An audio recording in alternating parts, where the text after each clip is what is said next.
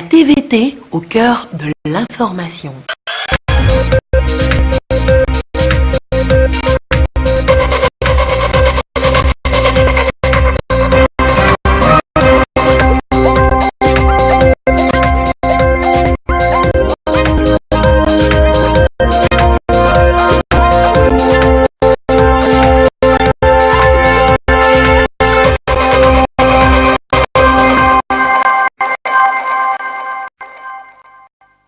Merci de votre attention. Excellent début de semaine à tous. C'est un projet qui va soulager les producteurs agricoles. Le MIFA, mécanisme agricole, le mécanisme incitatif de financement agricole, officiellement lancé ce lundi par le chef de l'État. Cérémonie tout à l'heure à Lomé, à Togo 2000. On en parle dans un instant, début de ce journal. Alerte météo, rappelle ministère de la Sécurité, de la Protection civile. Attention, il y a risque d'inondation.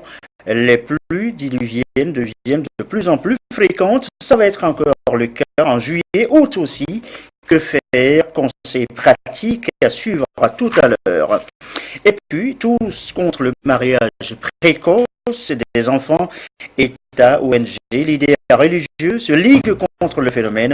À suivre dans cette édition, l'alerte Wildaf Togo, la sensibilisation de l'Union musulmane du Togo. Voilà, madame, monsieur le sommaire. Bienvenue au 20h. Bonsoir à tous. Je vous l'annonçais donc tout à l'heure. Au sommaire, le chef de l'État vient de lancer officiellement le mécanisme incitatif de financement agricole, MIFA en abrégé. Cérémonie cet après-midi au centre togolais des expositions et foires Togo 2000. On en parle donc dans un instant. Image d'abord de l'arrivée du président Fornia Singbe sur place, le chef de l'État qui, je vous le signale, vous allez le voir d'ailleurs, est allé d'abord visiter les stands avant le début de la cérémonie. Image signée Germain Mlangani.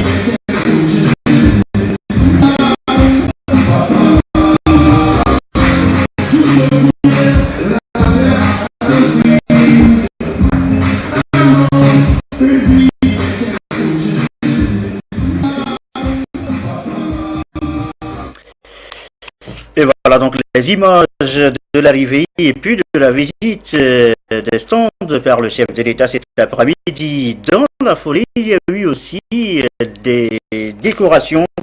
Deux personnalités ont été décorées par le chef de l'État, Dr Hakimoumi Adesina, président de la BAD, Banque africaine de développement, et Dr Aliou Abdoul Ahmed, directeur général du NIRSAL.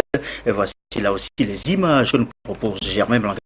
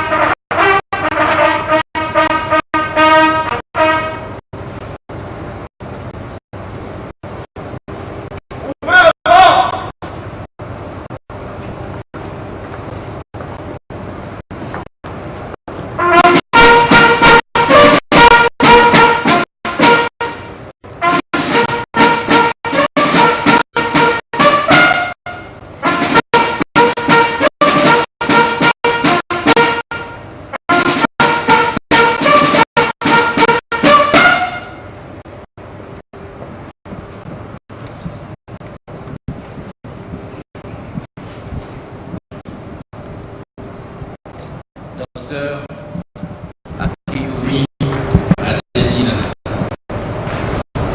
président du groupe de la Banque africaine de développement. En vertu des pouvoirs qui nous sont conférés, nous vous élevons à la dignité de grand officier de l'ordre du Mono.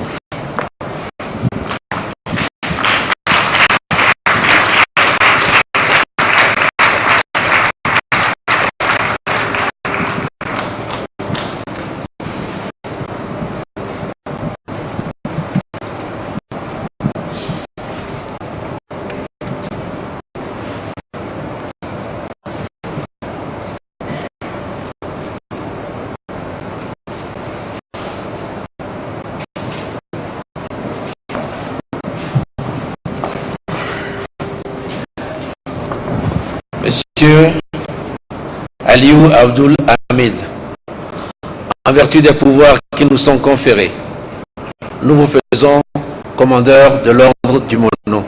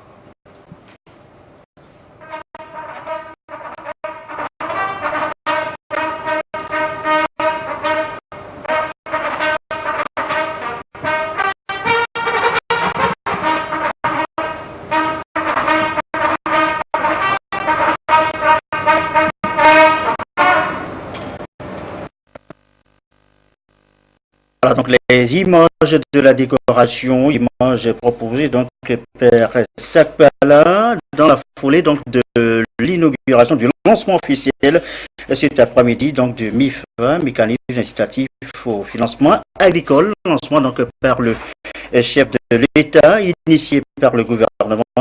Le MIFA vise donc à favoriser l'accès des acteurs du secteur agricole au crédit des banques et financement de tout genre. C'est pour booster la croissance économique au Togo et améliorer le revenu des producteurs et donc réduire le risque dans le secteur. Nous reviendrons sur les temps forts en images de ce lancement. Nos reporters sont en cabine de montage. Dans la foulée, les réactions ont été également recueillies sur place, réactions de banques, institutions de microfinance, producteurs et transformateurs agricoles. Ils se prononcent, nous reviendrons tout à l'heure dans le courant de cette édition sur leur réaction. Sachez auparavant que le chef de l'État, Faure Gnassingbé, s'est entretenu ce matin avec le président du FIDA, Gilbert Fossonongbo. Il a assisté, vous l'avez vu, d'ailleurs, au lancement officiel, cet après-midi donc du MIFA. Aucune déclaration n'a été faite à l'issue de l'audience. Pour votre gouverne, eh bien, sachez que le Fonds international de développement agricole est une agence spécialisée de l'ONU avec siège à Rome, en Italie. Sa vocation est d'aider financièrement au développement agricole et rural dans les pays en développement. La suite est ce rappel, l'alerte météo les plus diluviennes deviennent de plus en plus fréquentes. Ce n'est pas prêt de s'arrêter. Ça va être en effet aussi le cas en juillet, août prochain. Attention donc au rythme d'inondation. Le ministère de la Sécurité et de la Protection civile tire la sonnette d'alarme. Que faire? Nous reviendrons également sur les conseils pratiques à suivre tout à l'heure dans cette édition. Autre risque, autre menace aux conséquences désastreuses, la drogue. Demain, 26 juin, eh bien, c'est la journée internationale contre l'abus et le trafic illicite de ces stupéfiants. Là aussi, le gouvernement, par la voix du ministre de la Sécurité et de la Protection civile, vous allez l'entendre, tire la sonnette d'alarme. Luc Assis pour le résumé du message. Le trafic et l'abus de drogue s'associent ces dernières années à toutes sortes d'actes criminels, à savoir le terrorisme, le blanchiment des capitaux, la corruption, la traite des personnes, la criminalité violente, ainsi que des actes de vandalisme observés.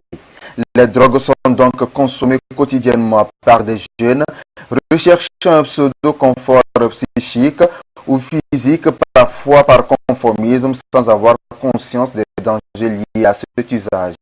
Face à la situation qui devient de plus en plus inquiétante, le Togo a opté pour une approche réfléchie et équilibrée entre la réduction de l'offre de drogue et la prévention ainsi que le traitement de la dépendance aux drogues. Durant les 5 dernières années, les services publics de lutte ainsi que les organisations de la société civile s'activent à travers des initiatives de sensibilisation, d'éducation et d'accompagnement pour sauver la jeunesse en difficulté avec ces substances dangereuses. Le ministère de la Sécurité et de la Protection civile, à travers le Comité national anti-drogue, soutient ces actions de la société civile et encourage leur mise en œuvre. Il déploie des actions stratégiques pour améliorer l'accès aux soins de qualité aux usagers de drogue et met en œuvre des programmes de prévention adéquats pour les jeunes. Ainsi, en avril de cette année, 18 professionnels de la santé et de l'action sociale de notre pays ont reçu leur premier certificat international de professionnalisme d'addiction du Centre international d'accréditation des professionnels d'addiction avec la collaboration du plan Colombo et le département d'État américain. Un autre grand chantier en cours qu'il convient de mentionner est le projet d'étude sur les facteurs de risque et de protection de la consommation de drogue en milieu scolaire pour la mise en place des programmes de prévention appropriés. Le 26 juin de chaque année est célébrée la journée internationale contre l'abus et le trafic illicite des drogues. Cette journée a pour objectif d'éveiller la conscience de la population sur les risques et conséquences liées à l'abus et au trafic de drogue. Le thème retenu cette année pour la commémoration de cette journée internationale de lutte contre la drogue est: écoutez d'abord. Écouter les enfants et les jeunes est la première étape afin de les aider à s'épanouir.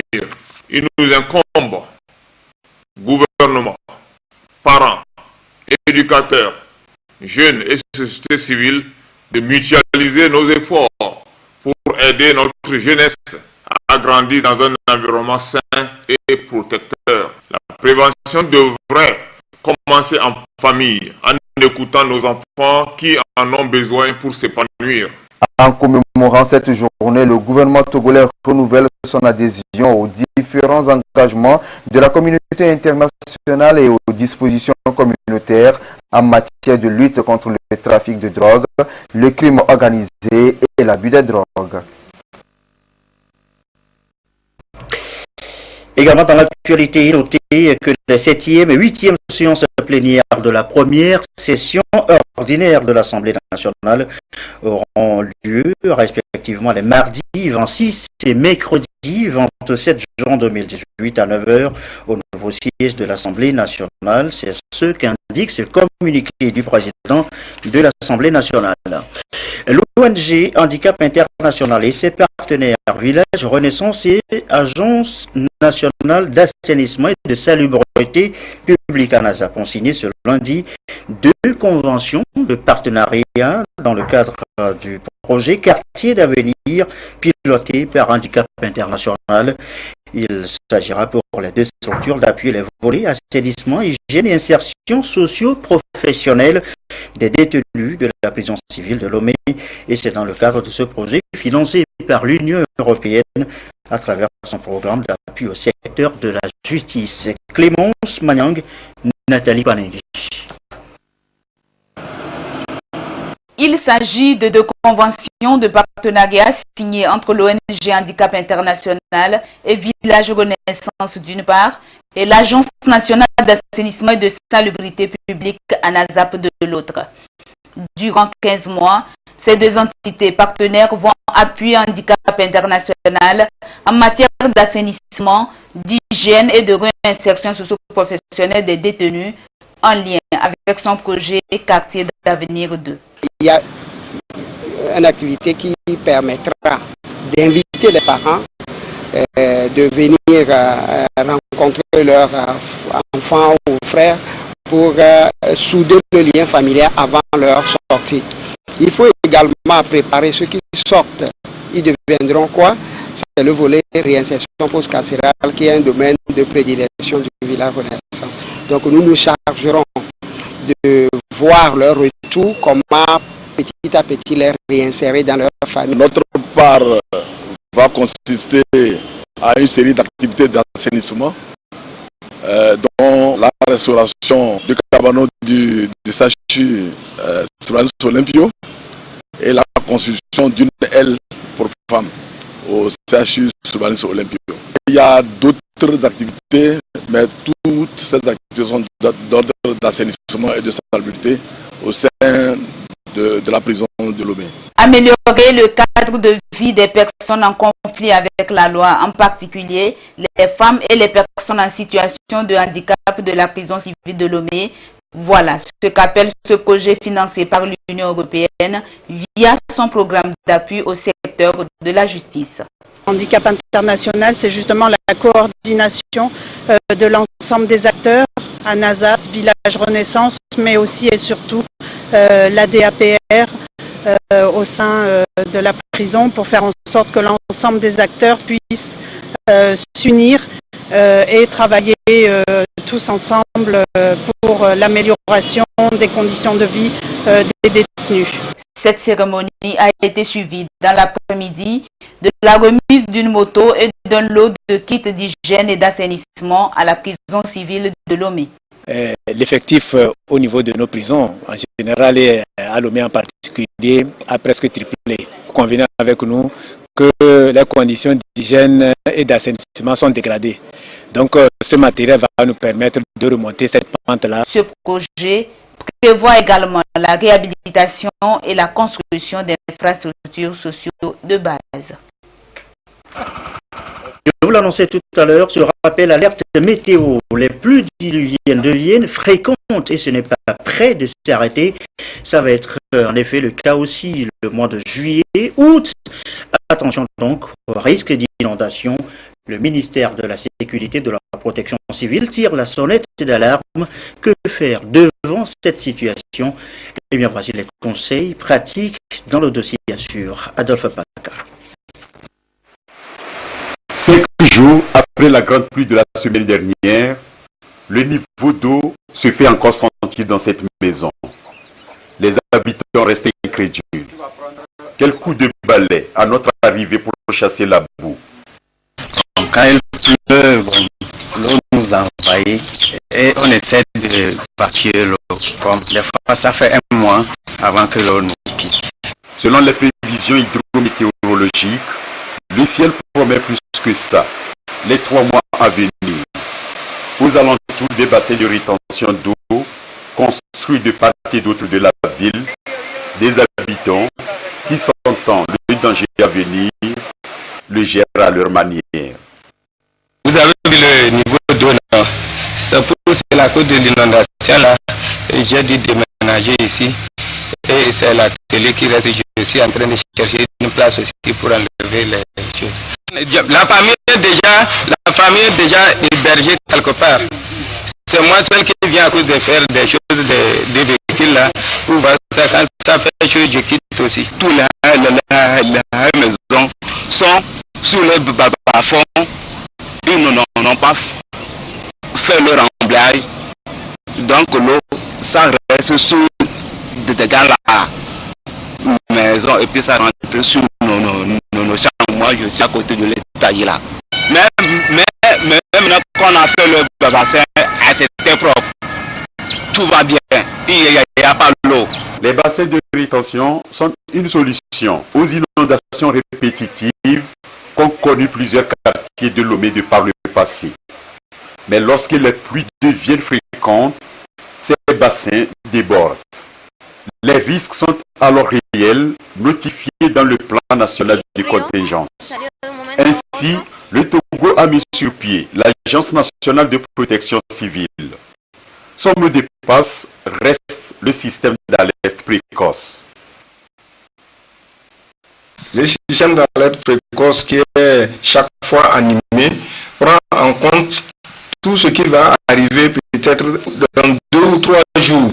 Quand on prend le barrage de Nangbetou seul, quand le barrage, on travaille avec la structure, la CEB, quand la CEB veut ouvrir les vannes au niveau du barrage de Nangbetou, nous sommes saisis et nous alertons les populations qui sont tout au long du fleuve Mono pour prendre les dispositions et quitter les lieux avant que l'eau n'arrive. Il y a eu beaucoup de bassins d'orage qui sont aménagés.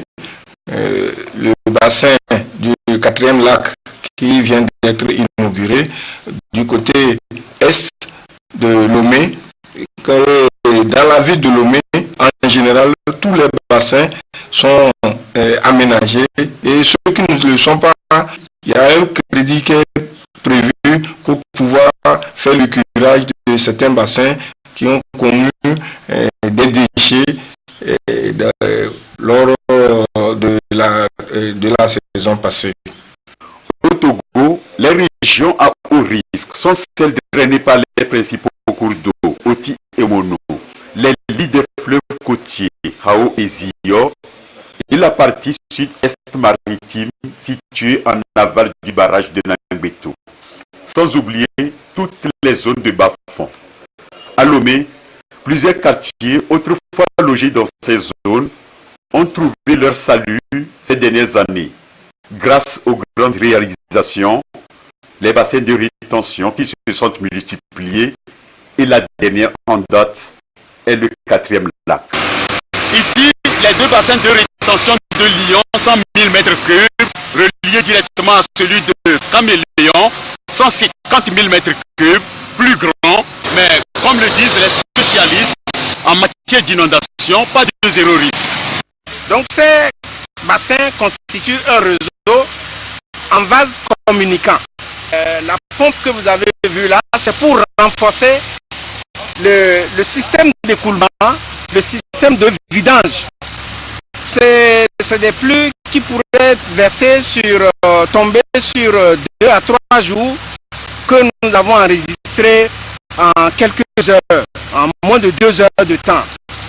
Et donc, la charge d'eau a été un peu plus que la contenance du du bassin, mais aussi, il faut le reconnaître, que les canaux de drainage, souvent bouchés, soit par les ordures, mais aussi du sédiment, ne facilitent pas cet écoulement gravitaire.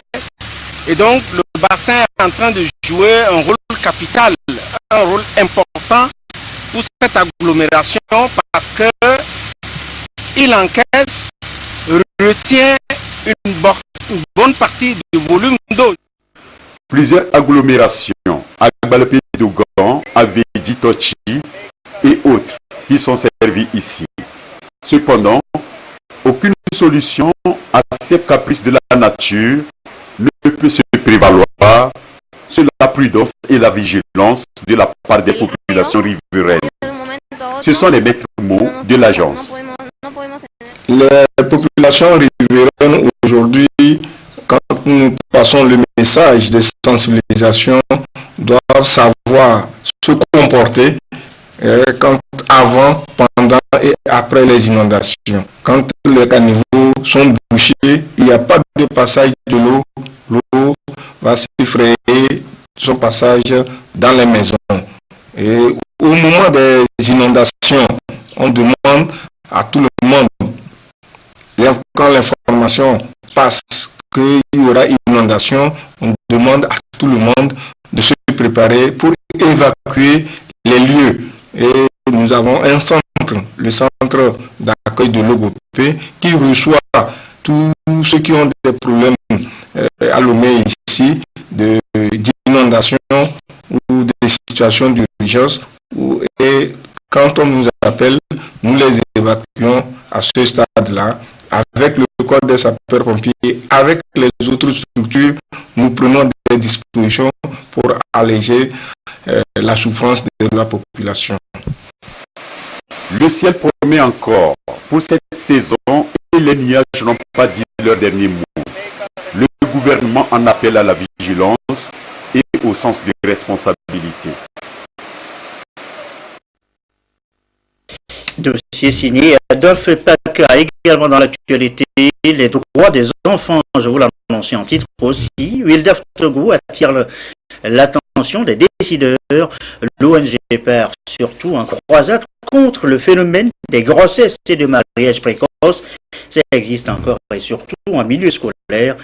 Serge Tastom, Christine Petit-Kialoudé pour les précisions. Une étude réalisée par Wildaf Togo sur les mariages et grossesses précoces révèle que la région des savanes enregistre le plus fort taux de mariage des moins de 18 ans, 44,5%, suivi de la région centrale, 37,9%. Les causes, selon des enquêtes, sont variées. Pour peu qu'on se sente vraiment en situation de précarité, d'une manière ou d'une autre, surtout les parents, ils disent à l'enfant ou à la jeune fille, est-ce qu'elle ne voit pas comme les autres sœurs? D'une manière implicite, l'enfant se voit expulsé de la maison et donc la responsabilité des parents que nous sommes, elle est fondamentalement engagée. Il y a également les pesanteurs religieuses. Au plan international, l'âge conventionnel au mariage est fixé à 18 ans. Les mariages des enfants sont interdits. Le Togo a ratifié toutes ces dispositions et fixe également l'âge de la nuptialité à 18 ans révolu. Wildaf Togo salue ses efforts tout en exprimant son insatisfaction par rapport à la dérogation pour le mariage à 16 ans prévu dans la disposition nationale. Aujourd'hui, nous avions avancé, nous rentrons dans la phase de plaidoyer et nous avons décidé ensemble d'en parler auprès de nos responsables, auprès de nos décideurs, pour qu'ils sachent que nous avions une inquiétude vis-à-vis de la lutte que nous menons. Parce qu'il y a certains articles au niveau du Code de l'enfant qui ne nous arrangent pas dans cette lutte. Et cette petite phrase qui nous gêne, c'est celle où on a dit que l'enfant peut être marié à 16 ans si le juge d'instruction le décide. C'est depuis 2016 que l'UDAF Togo mène cette lutte contre les mariages et grossesses précoces à travers le programme intitulé « Lutte contre les mariages précoces et l'autonomisation des jeunes filles en Afrique de l'Ouest ». Ce projet bénéficie du soutien technique de UDAF Afrique de l'Ouest et de l'appui financier du Centre de recherche pour le développement international.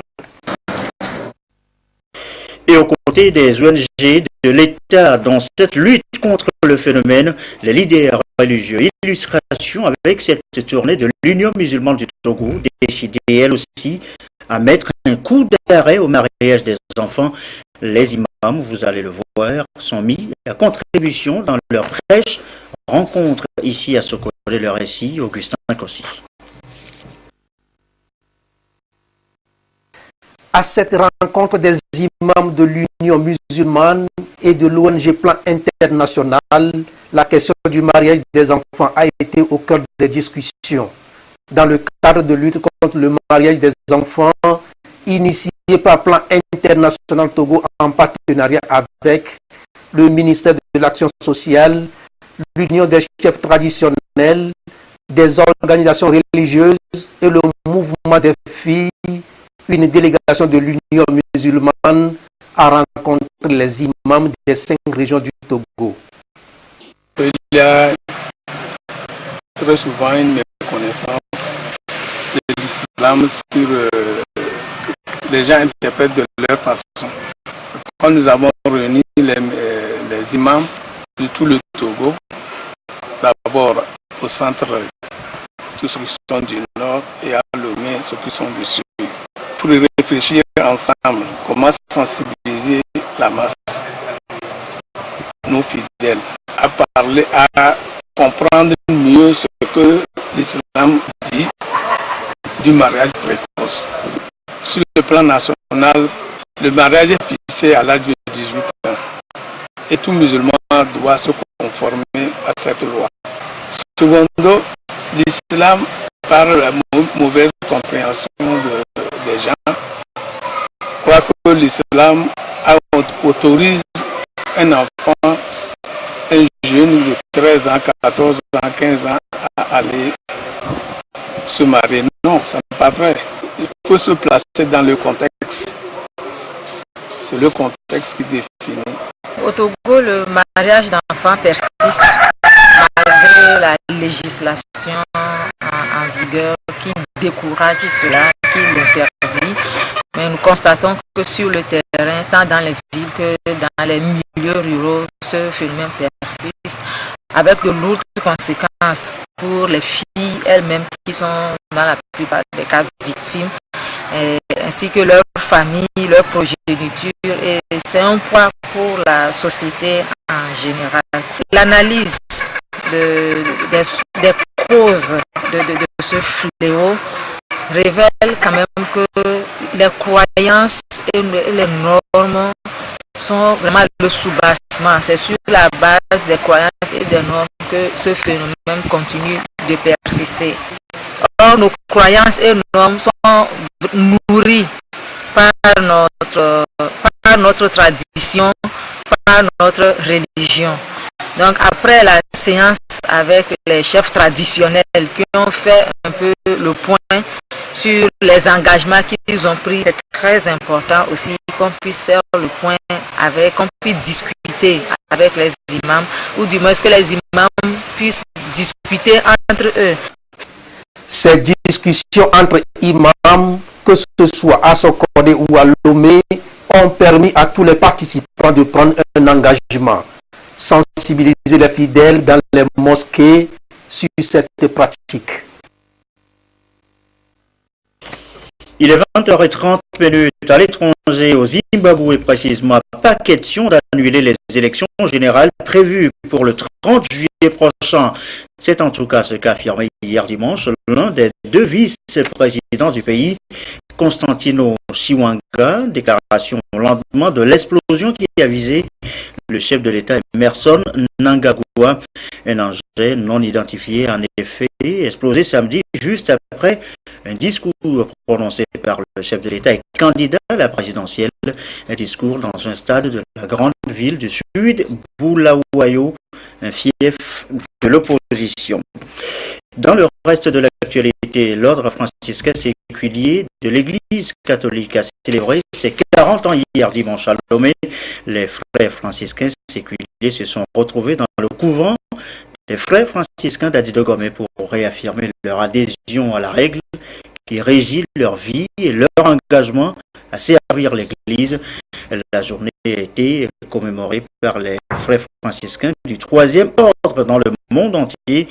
Monseigneur Denis Amouzou Diakwa, l'archevêque de Lomé, a honoré de sa présence cette rencontre. Un reportage, Viviane Souvi, Randan Bassina.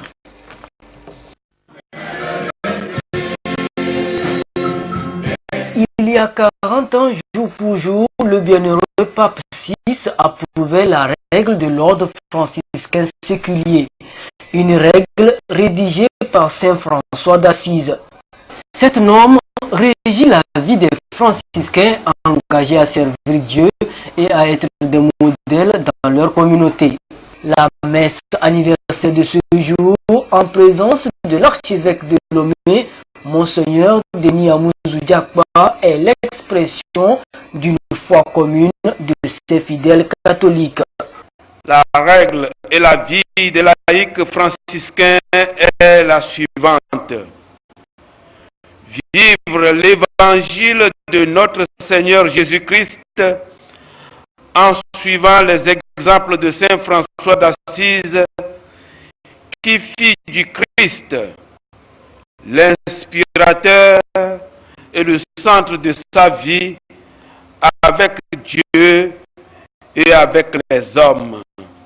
Inspiré par saint François et appelé avec lui à renouveler l'Église, ils s'engageront à vivre en pleine communion avec le pape, les évêques, les prêtres, dans un dialogue confiant et ouvert de créativité apostolique.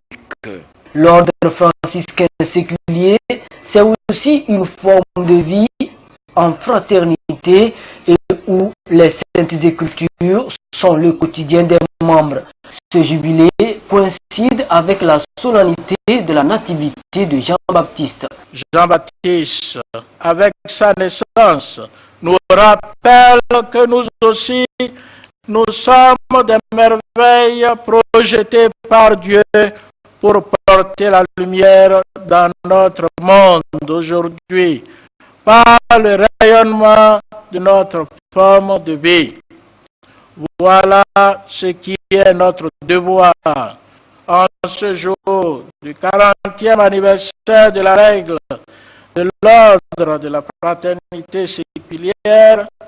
Prions en demandant au Seigneur que par l'intercession de notre fondateur, saint François d'Assise, de saint Jean-Baptiste et de la très sainte Vierge Marie, de toujours obtenir, comme le demandait le pape Paul VI au jour de l'approbation, le 24 juillet 1978, la grâce d'une nouvelle impulsion et d'une nouvelle vigueur de la forme de vie prêchée par l'homme admirable d'Assise, saint François d'Assise. L'ordre des franciscains séculiers se subdivise en 3 au Togo. L'ordre des frères mineurs, celui des sœurs et des franciscains laïcs. On distingue 10 fraternités, dont 7 à Lomé et 3 à l'intérieur du pays. Des fraternités qui constituent des cellules de base afin de bâtir une grande fraternité inclusive, réelle et intégrée.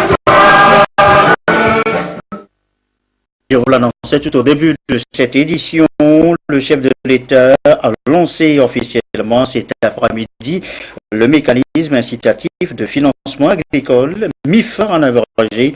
Cérémonie cet après-midi au centre togolais des expositions et foires Togo 2000, initié par le gouvernement.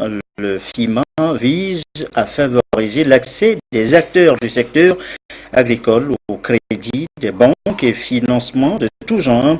C'est pour booster aussi la croissance économique au Togo et améliorer le revenu des producteurs et donc réduire leurs risques dans le secteur. Nous reviendrons sur le reportage dans son entièreté dans notre édition de 22h30 tout à l'heure. Ceci referme cette édition. Merci à vous qui nous suivez ce soir à la main dans la causa et comme d'habitude et toujours fidèlement. Très belle soirée.